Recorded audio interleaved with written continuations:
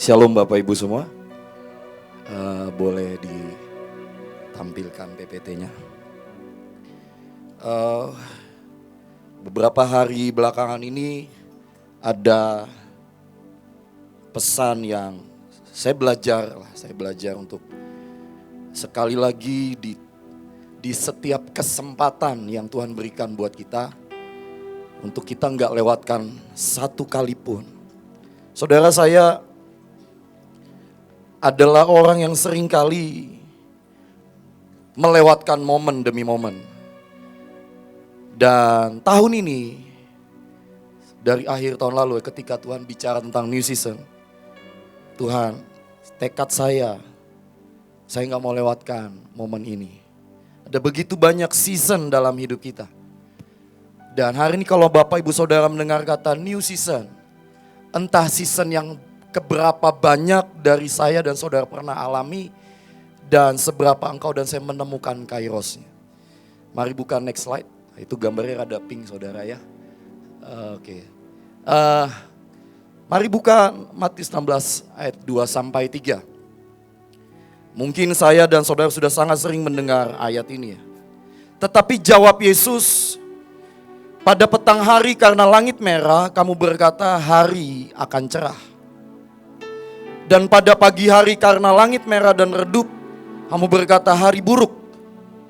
Rupa langit kamu tahu membedakannya, tetapi tanda-tanda zaman tidak. Boleh buka slide selanjutnya. Saudara, kata zaman dalam bahasa aslinya ternyata memakai kata kairos, Bapak Ibu. Ya, dalam bahasa Inggris dia diterjemahkan sebagai waktu. Alkitab, Yesus sedang menegur ceritanya. Kita ini sangat gampang membaca semua peristiwa yang terjadi di dunia ini. Kalau nilai kurs mata uang bergerak ke arah mana, oh ini waktunya nanam saham misalnya. Kalau harga-harga barang bahan pokok sedang naik, kita mesti apa dan sebagainya. Dan dunia sangat pandai membacanya, saudara. Tetapi Yesus hari itu berkata, kamu pandai dan tahu membedakan rupa langit, tetapi tanda-tanda zaman tidak. Tetapi engkau dan saya, ya istilahnya Tuhan Yesus menegur, seberapa banyak kita bisa tahu kairosnya tuh. Waktu saya doa, Tuhan kairosnya apa sih? Saya enggak, mungkin Bapak Ibu saya dan saudara ini udah sangat sering dengar kata kairos ya. Oh ini kairos Tuhan lagi bangun gedung pesawat tempur. Wah jangan lewatin kairos Tuhan. Misalnya gini, ada seseorang berdoa buat jodoh gitu ya. Tiba-tiba lewatlah sesosok, entah wanita atau pria gitu. Kalau dia senyum sama saya berarti dia jodoh saya. Ya kan belum tentu gitu ya. Dan kita bermain dengan kata kairos sedemikian rupa dan kita nggak pernah ngerti. Atau bahkan begini, ini saya sering dengar sebenarnya. Percuma deh ikut ibadah. Percuma deh nabur. Gue udah berapa tahun nabur nggak pernah tuh.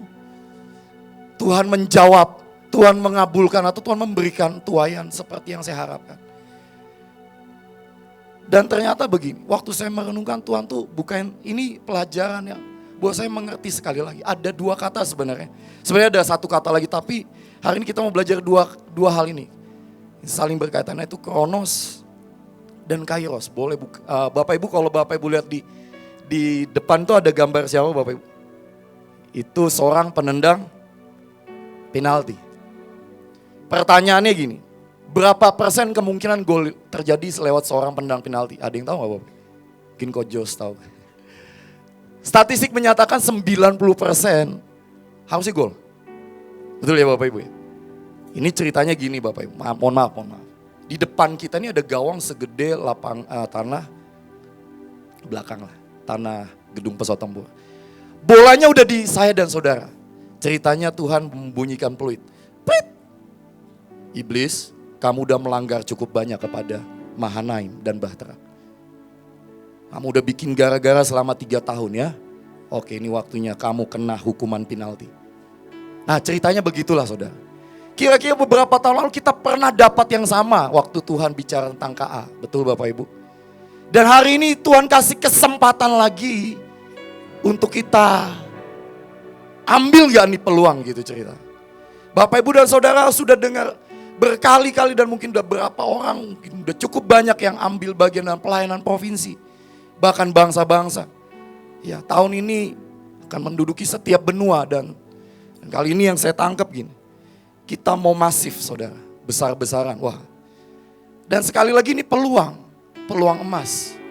Persoalannya, saudara dan saya memanfaatkan peluang ini atau enggak? Ya. Udah berkali-kali sidang ilahi Tuhan nyatakan bahwa kita akan begini, kita akan begini, kita akan begini. Toh yang jaminkan Tuhan. Bukan, enggak pernah satupun karena kita sebenarnya. Tapi hari itu Tuhan bilang gini. Karena saya suka nonton bola Bapak Ibu ya. Karena saya suka nonton bola. Ternyata dalam sebuah pertandingan bola begini. Ini semalam saya nonton. Enggak nonton. Beberapa waktu lalu nonton. Ada klub yang sangat ofensif menyerang lawannya. Dia jago banget. Tapi karena tim lawannya ini bertahan dengan baik. Dia gak punya banyak peluang. Cuma 1 atau 2 shot istilahnya. Tapi karena dia bisa ngegolin. Yang dihitung akhirnya yang menang atau yang banyak peluang, saudara. Yang bisa memanfaatkan peluang atau yang banyak peluang tapi gak jadi gol. Tetap yang dihitung yang jadi gol, saudara. Gak peduli sebenarnya gitu ya. Berapa banyak penguasaan bola oleh pihak musuh ceritanya.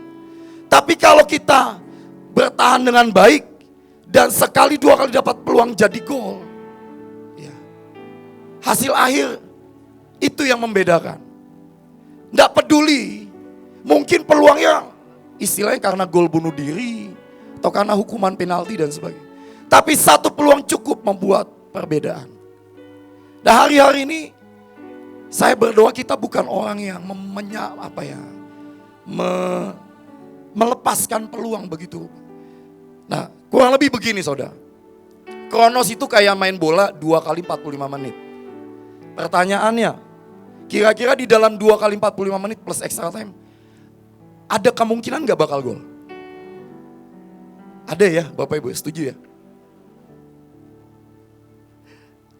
Di dalam 2 kali 45 menit ada kemungkinan bakal gol dan ada tim yang menang dan kalah. Nah, pertanyaannya siapa yang punya peluang menang selain tim yang bertanding? Karena gak mungkin saya dan saudara cuman berdiri di barisan penonton dan berkata, saya akan angkat piala. Loh, kalau Bapak Ibu Saudara gak pernah ambil bagian dan bertanding, gak mungkin. Nah, Tuhan ajari begini. Semua dapat waktu yang sama. Semua dapat kesempatan yang sama. Semua dapat momentum. Semua dapat bagian dipercayakan yang sama. Semua dapat jadwal isi cawan doa yang sama. Semua dapat kesempatan untuk masuk hadirat Tuhan yang sama. Bahkan setiap sidang ilahi gak cuma diperuntukkan buat orang-orang tertentu. Tetapi buat setiap saudara dan saya. Tetapi persoalannya ternyata gak semua dapat kairos. Bapak Ibu udah bangun belum? Lengkap gak Bapak Ibu? Ini saya coba merenung. Karena sering kali gini. Sekian ratus, sekian ribu ibadah yang kita lewati. Berapa banyak di ibadah itu kita ketemu Tuhan dan tangkap sesuatu gitu masalah. Itu seperti sebuah tim melewatkan sekian banyak pertandingan bola. Kronosnya jalan terus tapi gak pernah ketemu kairosnya. Nah, kita berpikir begini. Oh, kairos itu kan waktunya Tuhan. Seringkali kita terjemahkan begitu ya. Waktu perkenanan Tuhan. Mohon maaf nih suara saya agak-agak. Tetapi persoalannya ternyata begini. Ini menurut apa yang saya doa. Ternyata kairos itu bisa saya dan saudara ciptakan. Saudara ngerti ya? Saudara dan saya ini bisa ciptakan kairos. Nggak nunggu Tuhan. Contohnya gimana? Gini. Saya kasih contoh yang paling gampang karena saya suka nonton bola. Misal gini. Ada tim. Strikernya ini jago nih. Diving. Tahu diving nggak Bapak Ibu? Pura-pura jatuh. Cuma sekarang tuh ada VAR ya. Video assistant referee. Kadang-kadang diving, offside itu. Detail-detail kecil bisa ini. Tapi ada juga kok yang lolos. Ada. Tetap ada. Ya tetap yang namanya VAR itu kan manusia ya. Kalau yang jatuhin malaikat kan entah dibutakan tuh orang yang di VAR. Ya tetap aja kok. Tetap aja. Sekarang ini hampir di semua cabang olahraga ada yang namanya challenge. Ya. Tapi itu semua terbatas ceritanya. Dalam bulu tangkis challenge itu gini. Misalnya bolanya menurut kita masuk. Menurut wasit out. Kita bisa minta challenge. Tapi challenge kita terbatas. Cuma 2 kali benar. Kalau 2 kali salah challenge kita hilang. Nah, persoalannya begini. Ada banyak yang nggak kalau gini. Kalau dia ingin cetak gol, gampang aja. Dia pura-pura aja kejar bola kotak penalti, tempelin badannya dan benturin badannya, seolah-olah yang nyenggol lawannya gitu ceritanya. Jatuh nih, prit. Wasit nggak peduli motivasinya istilahnya. Mau dia pura-pura, mau dia sengaja, pokoknya benturan aja. Bapak Ibu nanggap nggak? Dia sedang menciptakan apa? Kairos. Nah, contoh lagi nih, sekarang kita doa nih. Ini saya belajar banget lah, karena di kita ini banyak banget orang-orang yang sangat ekstrim banget. Ekstrim itu maksudnya ekstrim yang ilahi ya. Ini contoh. Kita tahu kita lagi doa.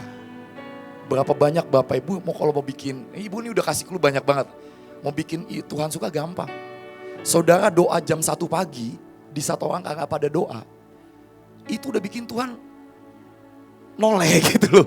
Siapa ini? Ini siapa jam 2 pagi? Gitu ya. Cuma masalah seringkali kita nggak mau ambil kairosnya, karena apa? Ya siapa coba yang mau bangun jam segitu ya? Agak-agak jarang gitu, ada Coba nih kalau misalnya saya suka nonton bola, nih salah satu yang sering diving tuh Neymar, saudara. Neymar ini aduh jago banget diving. Dan kalau dia diving actingnya keren banget. Mungkin dia harusnya dapat piala Oscar pasti. Ya tim lawannya udah sebel banget. Jadi gini, disenggol gitu jatuhnya udah kayak habis digebukin 10 orang. Wah, gitu. Sampai wasit itu berbelas kasihan. Nah kurang lebih kayak gini deh. Buat sampai Tuhan tuh berbelas kasihan gitu. Tuhan aku ini udah bangun jam 1 pagi gitu. Sengaja gitu istilahnya. Nah di Alkitab tuh ada contoh orang-orang yang sengaja. Tapi emang menempuh resiko. Ya resikonya ya entah gagal atau berhasil, kan cuma itu aja kan. Nah satu kali mari yuk Bapak Ibu, ini saya agak longkap tapi gini. Coba mari buka di Lukas 8, saudara. Ayat 42 sampai 48. Anehnya, saya nggak tahu ya Bu, ini apakah ada kesamaan dengan Mahanaim. Hampir semua orang yang berani ambil risiko tuh rata-rata perempuan. Saya bertobat lah saudara. Mulai dari Maria. Ya.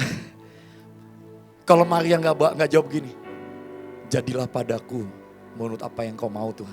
Ya ceritanya akan beda kali ya. Mungkin Tuhan akan cari yang namanya bukan Maria lagi, mungkin Ribkah kali atau yang lain saya nggak tahu. Tapi kok Tuhan tuh kayak nyindir gitu ya. Tapi bukan nyindir, tapi ya memang ini kok. Hari itu ada perempuan yang 12 tahun pendarahan. Kita udah sering dengar lah. Betul ya Bapak Ibu? Berapa tahun pendarahan? Nah kalau Bapak Ibu baca di ayat 1 begini. Maka datanglah seorang yang bernama Yairus, ia adalah kepala rumah ibadat. Ini bapak-bapak laki-laki nih ya. Dia datang, dia memohon supaya Yesus datang ke rumahnya. Karena anaknya apa? Perempuan, ayat 42 ya. Lukas 8:42. Karena anaknya perempuan yang satu-satunya yang berumur kira-kira 12, hampir. Perempuan yang pendarahan berapa tahun Bapak Ibu ngalami pendarahan? Jadi kurang lebih gini loh. Waktu perempuan ini pendarahan, anaknya Yairus baru lahir. Selama anaknya Yairus hidup, selama itulah perempuan ini pendarahan. Saudara pernah enggak? Saya juga baru enggak sih. Dan kita tahu ceritanya ujungnya nih perempuan anaknya Yairus mati, betul kan? Nah ceritanya Yesus gak ada agenda nengok noleh kepada perempuan yang 12 tahun pendarahan. Agendanya dia jelas, satu, datang ke rumahnya Yairus. Mungkin ya. Mungkin ya, saya gak tahu. Yesus ini lagi gak ada mood ketemu yang lain. Tapi aneh, perempuan yang 12 tahun ini dia nempuh resiko. Resikonya satu sih. Karena pada zaman itu yang pendarahan dicap najis, gak boleh dekat-dekat. Dan itu pasti hukumannya kalau dia berani mendekat dilempar batu, dirajam, bahkan mungkin sampai mati. Resikonya ketika dia mau ciptakan kairos dalam hidupnya adalah mati. Mungkin dia akan menerima cercaan seumur hidup. Kalau misalnya hari itu Yesus rada ngejawabnya kayak model Yesus ketemu perempuan Sirofenisia. Itu perempuan Sirofenisia bagian lain lagi tuh saudara. Ini orang-orang yang berani nempuh resiko, kehilangan harga diri, gak tahu malu. Gak cari muka apa-apa lagi, udah mukanya gak tahu mau ditaruh di mana lagi. Tapi mereka lah yang berani dan menjemput kairos. Ternyata butuh orang-orang yang berani melewati batas ketakutan dalam hidup. Saya ini orang yang sangat kenal lah diri saya, bukan nggak sangat kenal. Kenal nggak terlalu sangat ya. Tapi satu, saya ini penakut saudara. Kemarin itu saya dengar khotbah Ibu Ruth minggu lalu ya. Bapak Ibu boleh cerita, buka di kitab Wahyu itu kan ya. Golongan orang yang gak masuk kerajaan surga, nomor list paling pertama apa? Penakut saudara. Saudara, saya pernah dengar Pak Petrus Agung pernah cerita, pernah khotbah gini. Ada apa ya, hukum penyebutan pertama. Jadi gak mungkin kalau disebutkan dalam urutan tertentu, gak ada tujuan. Ya. Saudara nangkep gak? Itu tiba-tiba di kepala gini. Penakut gak masuk surga. Waduh. Saudara, bukan pezina loh saudara. Yang nomor 1. Penakut. Nah, hari itu saya ngobrol sama seseorang gini. Kita di Mahanem kan sering dengar gini. Ada orang-orang di tengah ibadah gak bisa ketemu Tuhan. Oke, pertanyaannya begini. Kalau saudara mau ketemu Tuhan di luar ibadah kira-kira bisa? Bisa. Bisa. Tapi tergantung kita dan Tuhan, ngerti gak? Cuma masalah gini, ini ada kesempatan. Ini ada kesempatan di sidang ilahi.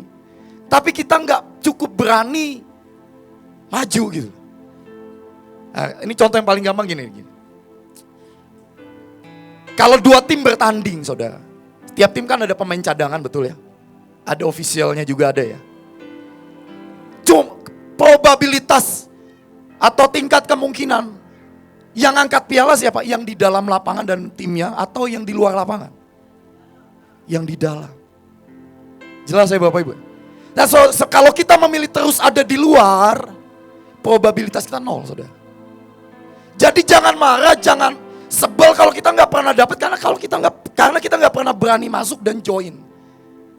Bahkan dalam satu tim pemain cadangan pun kemarin waktu Argentina juara Piala Dunia, yang dapat medali itu nggak cuma yang main di lapangan. Pemain cadangan yang cuma gini, ayo Messi, nggak pernah masuk mungkin selama acara Piala Dunia, mungkin dia nggak pernah bertanding, mungkin ada yang cuma semenit. Kalau dalam pertandingan bola kan ada gini, timnya udah unggul, lalu extra time, lalu ini strategi pelatih. Oke, kamu kan pemain bertahan, oke saya masukin, cuma mainnya cuma extra time doang ya, cuma 3 menit paling lama. Oke, cukup bertahan di posisimu. Pertanyaan medali yang dia terima dengan medalinya Lionel Messi sama atau beda Bapak? Sama kan? Sama gak Bapak? Piala yang diangkat sama gak? Mau pemain cadangan, mau official tuh gini. Kalau ada pemainnya jatuh, cedera, dia diizinkan masuk. Cuma nanya, gimana kabarmu? Itu aja dapat piala saudara. Saya iya ya. Jadi gini, kalau kita terhisap dalam sebuah perjanjian, gak peduli saya dan saudara yang mungkin bagian paling ujung, paling gak dikenal. Hanya karena ada sebuah perjanjian yang Tuhan beri lewat Ibu Panglima. Kita ikut di dalamnya saudara. Pialanya dapat kok. Amin. Saya tiba-tiba baru ngerti ini. Misal Elion nih. Elion hanya karena beliau cucunya Ibu Panglima. Ikut saudara gitu. Kalau ditanya dibandingkan dengan kita. Asyir pun gak bisa. Bagi makanan juga gak bisa. Belum bisa gitu. Nari juga masih jagoan. Miss Cherry mungkin. Mungkin. Saya lihat memandang padat. Mungkin. Tapi kenapa beliau dihitung gitu? Ya karena ada sebuah perjanjian darah. Udah itu aja istilahnya. Perjanjian lain ditambahin. Lah saya ini gak ada hubungan darah sama Miss Iren, Pak Luki, Bu In. Gak ada. Waduh darah saya mah kotor banget kali ya gitu ya. Tapi darah Yesus lah membuat darah kita disatukan gitu. Nah tiba-tiba saya dapat kesempatan berkali-kali. Bahkan melewati batas-batas kebodohan saya. Dan bertahan sampai hari ini. Nah ada orang-orang yang memilih memutuskan kontrak dengan sepihak. Ya saya mau, ini mungkin kontroversi ya. Tapi ini bola lagi Bapak Ibu. Cuma saya ini pelajaran buat saya. Bapak Ibu siapa yang gak kenal Cristiano Ronaldo? Kenal ya? Menurut data katanya penghasilan sehari 9M. Sehari nih. Tinggal hitung aja sedetik berapa juta gitu. Kalau misalnya Miss Cherry penghasilan 9M sehari kira-kira ngapain?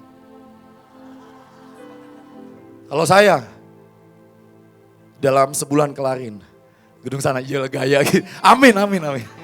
Tapi saudara mau tahu nggak, ini orang Cristiano Ronaldo satu kali buat blunder. Karena dia merasa katanya GOAT gitu. GOAT itu kan kambing ya Bapak Ibu. Greatest of all time. Aneh, yang greatest di dunia ini ujungnya kambing ternyata. Aduh, jangan jadi ngejar greatest of all time dah di dunia ini. Mendingan jadi domba aja lah, anak domba gitu ya. Nah, satu kali dia buat sebuah wawancara yang menggemparkan seluruh dunia. Dia bilang gini, saya udah gak respect sama pelatih. Saya udah gak respect dengan klub. Saudara, ini orang waktu diadu sama Lionel Messi, banyak pro CR7. Saya termasuk salah satu yang rada pro CR7 saudara dibandingin Messi. Karena saya suka statement gini, keberhasilan tuh gak cuma modal bakat tapi kerja keras. Oke. Nah satu titik saya setuju. Tapi begitu di akhir-akhir, justru di puncak karirnya, dia memilih keluar dari covenant istilahnya. Ini istilah ya saudara. Ini contoh aja. Hari itu ketika dia mengkhianati, dia jelek-jelekin pemimpinnya. Pelatih kan pemimpin saudara. Biar gimana pelatih mau istilah gini. Mau pelatihnya bukan pemain bola sepak bola terkenal dulu ya pelatih is pelatih gitu. Bapak Ibu gak bisa tukar pelatih dengan apapun. Hari itu dia memilih menerobos batas yang istilah gini. Keluar arena. Dan saudara mau tahu gak? Tidak ada satupun klub level tinggi di Eropa yang mau beli dia. Cuma klub Arab Saudi saudara. Saya gak bilang ya itu mungkin jalan pilihan ini. Tapi waktu saya baca kenapa? Karena mereka bilang ya, kalau dia bisa buat itu di klub lain, dia pasti buat itu juga di klub saya. Hari ini, maaf kata ya, yang tadinya tinggi. Bahkan dia pernah menghina salah satu pesepak bola. Gua gak akan pernah main di Liga Arab. Saudara mau tahu gak, Liga Arab itu liga kasta kesekian lah. Tapi hari ini dia menjilat ludahnya sendiri. Hanya karena keluar dari tudung perjanjian. Loh, saya baru baca gini.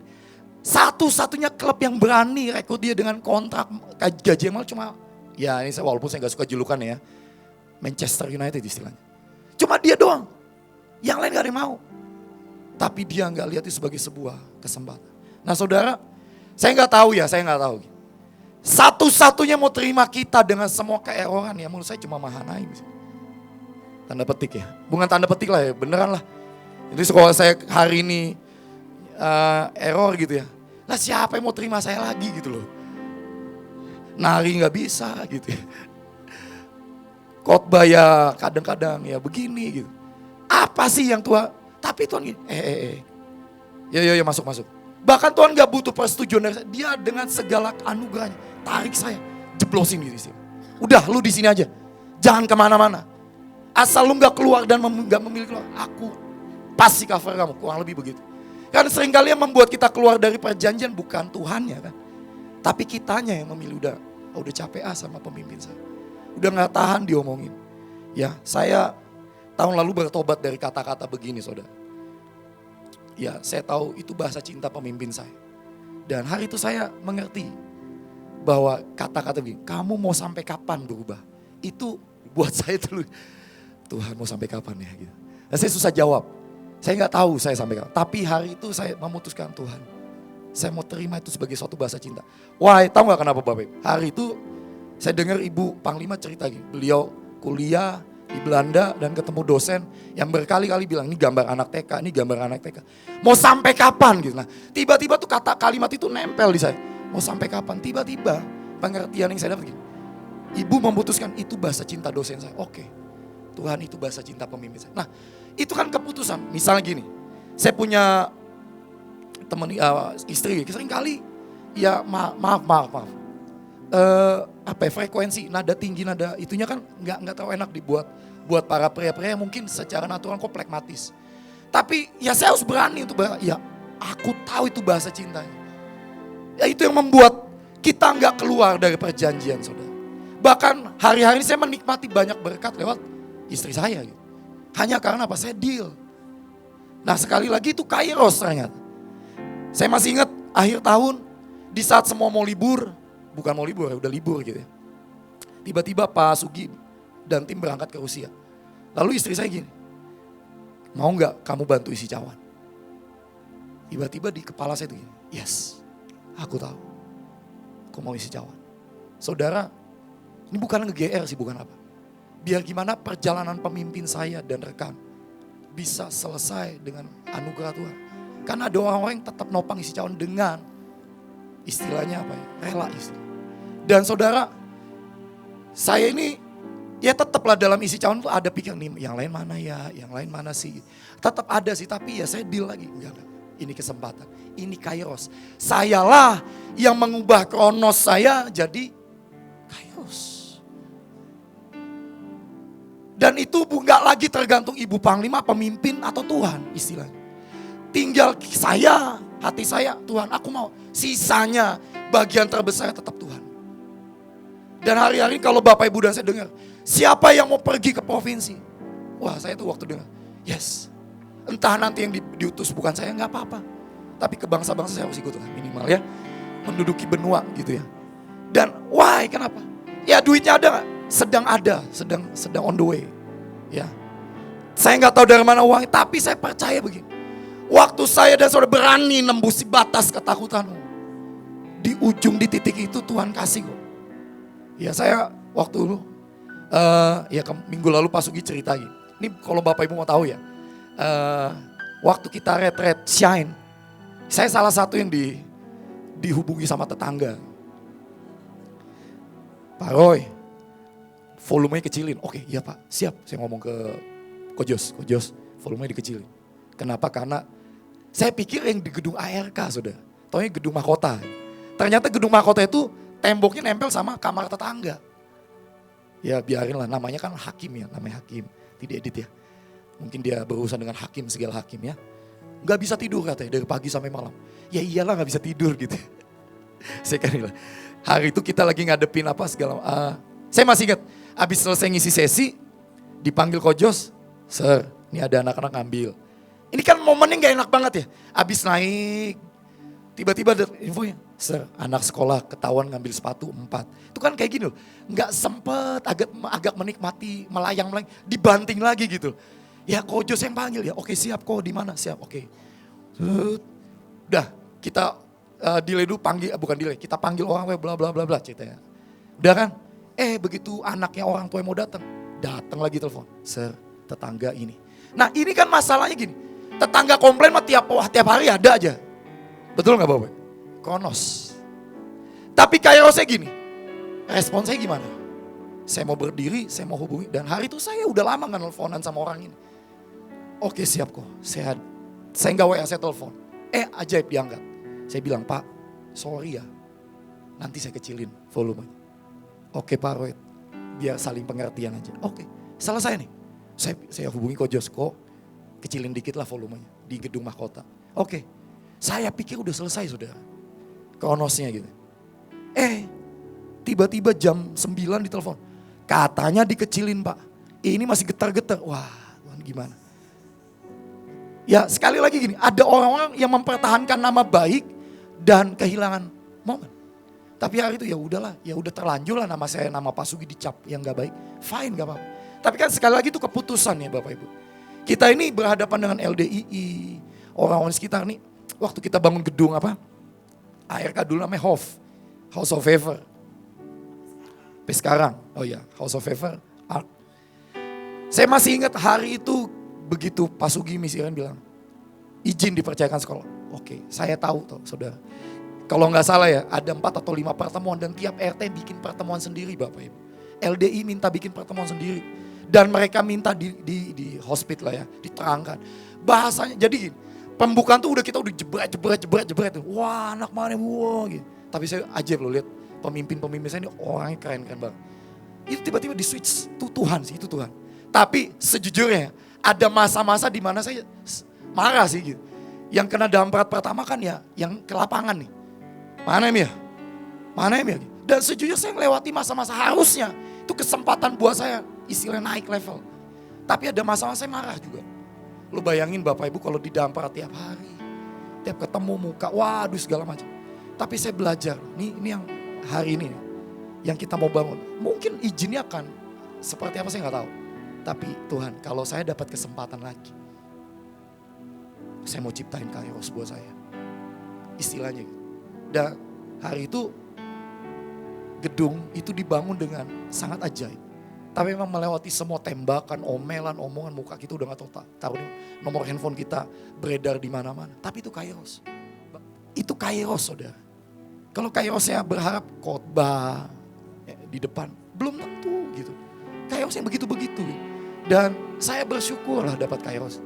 Itu yang membuat ada perjanjian Tuhan terus nempel sama saya. Saudara, itu kairos, saudara. Dan ada perempuan Sirofenisia yang tidak takut mempertahankan harga diri, saudara. Dan ada satu lagi wanita Samaria yang rela dibongkar sampai titik terdalam dalam hidup. Saudara, kalau Bapak Ibu baca kisah-kisah ini, mereka ini orang-orang yang create the moment, saudara. Jadi kalau Kairos bilang peluang masih, ayo ciptakan peluang emas masing-masing. Waktu Sadrak, Mesak, Abednego ditanya, kamu mau nyembah patung ini enggak? Dia bilang, no. Kalaupun Tuhan gak datang tolong kami, Kairos kami tetap menyembah. Tapi ada orang-orang gak memanfaatkan Kairos dengan tepat, dengan benar. Di Alkitab ada Yeter, anak Gideon. Dia melewatkan. Ada Salomo, menurut saya melewatkan kesempatan. Rehabeam, Yerobeam, saudara. Itu melewatkan semua. Saul melewatkan. Saudara, saya dulu berpikir Saul itu raja pilihan bangsa. Enggak, Saul dipilih sama Tuhan kok. Tapi dia melewatkan kesempatan. Dan apakah saudara akan memutuskan melanjutkan daftar nama orang-orang yang melewatkan Kairos, atau saudara akan memilih di Ibrani 11 daftar saksi iman yang di kitab terakhir, di ayat terakhir bilang mereka gak akan pernah sempurna kalau gak ada kita, saudara. Mereka sudah lakukan Kairosnya. Istilahnya dalam pertandingan, saya mau tutup dengan gini. Mereka ini udah bertanding, saudara. Terjadi pergantian pemain, kita pemain terakhir. Dan mereka ada di bench, dan bayangin Daud keringetan, Paulus keringetan. Dan bilang sama gini, ayo Miss Cherry. Come on. I've been there. You know, I've been there. I've been there. I know how it feels. Asik. Ini saya lagi ngomong sama diri saya juga sih. Kan gak mungkin ngomong sama diri. Nah itu. Dan dengan keringetan mungkin kakinya Paulus habis dihantam cedera gitu ya. Nah ini saya masih ingat waktu itu. Nah ini sisi yang ajaib dari CR7 ya. 2016 waktu negara menang Piala Eropa. Dia itu di menit-menit awal kena cedera. Dia dibawa, ditukar. Dan dia memilih gini, dia di sebelah pelatihnya dia bilang, come on, bisa. Bahkan mereka sempat tertinggal duluan. Dan at the end, saya lupa at the end, ketinggalan duluan atau. Tapi ujungnya timnya menang. Dia di pinggir lapangan, dia gak lepas seragamnya. Dia masih dengan bebat yang ada di kakinya. Dia bilang, ayo bisa, ayo bisa. Ayo Mahanaim. Gedung sana bisa, ayo bisa, pasti bisa, bisa. Rasul-rasul 12 rasul bilang, aku udah lewati semua. Paulus bilang, aku udah lewati semua. Daud bilang, aku udah lewati, bisa, ayo bisa. Di saya juga lagi ngomong, ayo bisa, ayo kamu bisa, ayo bisa, bisa saudara. Karena tahu gak kenapa Bapak Ibu? Ibrani 11, coba kita buka ya. Ibrani 11 ayat 41.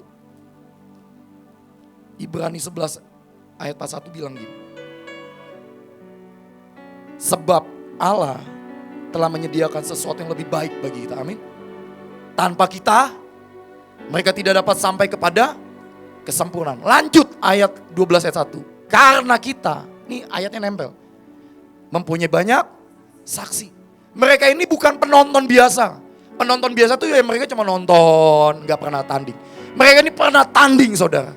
Mereka pernah tanding, jadi mereka berhak menyemangati kita.